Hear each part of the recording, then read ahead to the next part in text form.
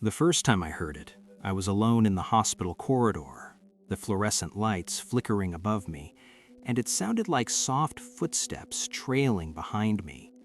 I spun around, heart hammering, only to find the hallway empty. Still, the echo of those steps didn't stop. That was the moment I realized everything I'd ignored mattered. I worked the night shift at a small rural hospital on the outskirts of town. I started here straight out of nursing school when most of my friends were moving on to bigger cities. The hospital is old, with narrow hallways, squeaky doors, and a faint smell of antiseptic that never really goes away. Nights are quiet, except for the occasional monitor beep or the distant rumble of ambulances, which makes it feel like the building itself is holding its breath. My shift starts at 11 p.m., and for the first few weeks, the nights were uneventful. Just me, the night security guard, and a handful of patients. The first few nights, I told myself the hospital noises were just that, noises. The soft hum of the ventilation system, the occasional drip from a leaky faucet, the rhythmic beeping of the monitors. I'd walk through the corridors, checking on patients, chatting briefly with the night guard, and then sit in the break room drinking lukewarm coffee. Everything was normal. Too normal, I guess, which is why I didn't notice the first odd thing at first. It started with the curtain. In one of the patient rooms down the east wing, there was an old folding curtain that separated beds. One night, I walked in to check vitals, and the curtain was slightly drawn, even though the patient was asleep. I chalked it up to a gust of air or the patient shifting in their bed. I straightened it and moved on, but a small unease lodged itself in my chest. It wasn't until later that I realized I'd been checking that same room 3 times that night, and the curtain had been drawn differently each time. I told myself I was tired. I was just imagining things.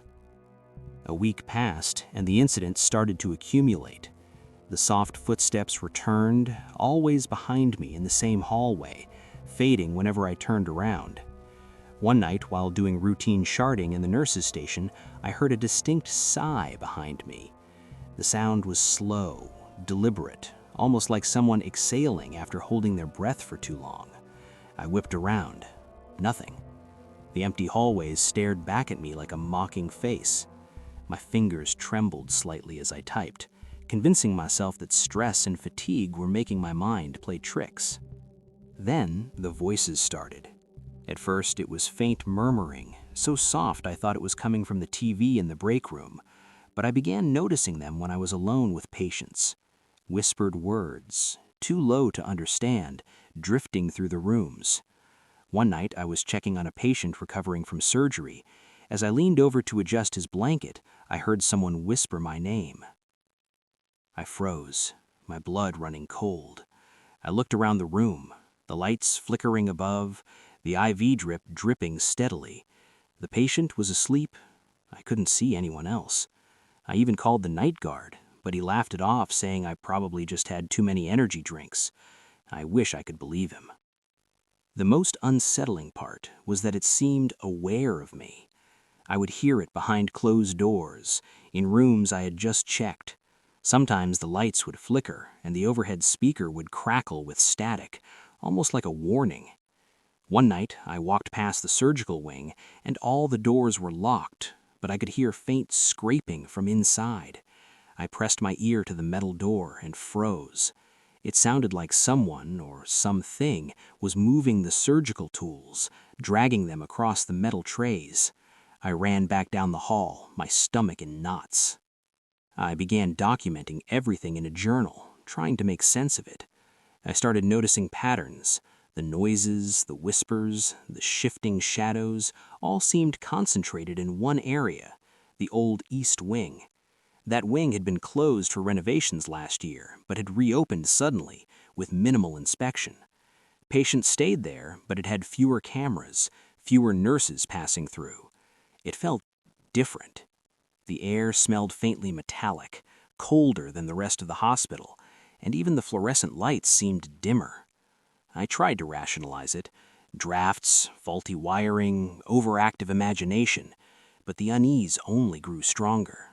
One night, I was making my rounds when I noticed the patient in room 312, an elderly man recovering from pneumonia, staring at the ceiling with wide, unblinking eyes. "Everything okay?" I asked softly. He didn't respond. I leaned closer and asked again. He slowly turned his head toward me, lips trembling. "She's behind you," he whispered. My stomach dropped. I spun around. Empty hallway. I could feel the shadows pressing in, almost tangible, and the soft footsteps began again, deliberately slow this time. I didn't stay to watch. I ran back to the nurse's station, heart hammering, sweat cold on my back. I tried ignoring it after that. I told myself that if I paid attention, I'd only feed it, but it became impossible. Things began moving on their own. Doors I had locked were open, monitors I had set to quiet beeped relentlessly, and the curtain in room 309 was always slightly drawn, no matter how I positioned it. The whispers became clearer, sometimes just on the edge of comprehension, almost forming words, but never fully. The more I noticed it, the more aware it seemed of me, like it was testing me. One night, I was alone doing paperwork when the phone rang. Our hospital is small, and the line rarely rings at night. I picked it up. Static. Heavy breathing. A voice, low and deliberate, said, "Leave now." Then the line went dead.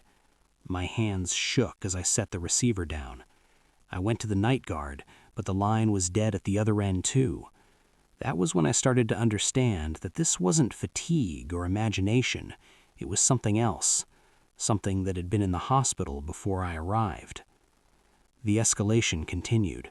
Shadows moving in the periphery, doors opening and closing silently, patients speaking to people who weren't there. I began noticing small things, faint scratches on the walls, misplaced charts, the smell of something metallic that wasn't blood. I started staying closer to other staff, never entering the East Wing alone. Yet, no matter where I went, the soft footsteps followed, always behind me, always silent when I turned. The final night changed everything. I had been working 12-hour shifts for weeks, exhausted but determined to finish. Around 3 a.m., I was checking the monitors when a patient alarm sounded in room 310. I rushed in, and the bed was empty. No one in the room. I felt the air shift, colder, heavier, and then I heard it. The footsteps, right behind me, quick this time, deliberate. I spun around. Nothing. But the smell hit me first, sharp, metallic, coppery. And then I saw it in the reflection of the IV stand, a figure standing in the corner, too dark to make out, too still to breathe. I froze, unable to move, unable to scream. The reflection blinked. I didn't. I ran out, the figure never leaving the reflection. Down the hallway, lights flickering, shadows stretching across walls like claws. I reached the nurse's station, panting, drenched in cold sweat. The guard looked at me. "You okay?" I shook my head. He frowned, but didn't ask more. I couldn't tell him. No one would believe me. The next day, I transferred to day shifts, telling myself I needed rest. I've never gone back to the East Wing alone. But at night, I can't stop thinking about it. Sometimes when I drive past the hospital after dark, I see the East Wing windows lit faintly, even when the building should be empty. And I swear I can hear soft footsteps following me home, just out of sight, just at the edge of my hearing. That night, in that hallway, I realized how fragile our sense of safety is, how easily the mundane can hide something watching, waiting, patient and precise. And sometimes, even when you leave, it doesn't leave you.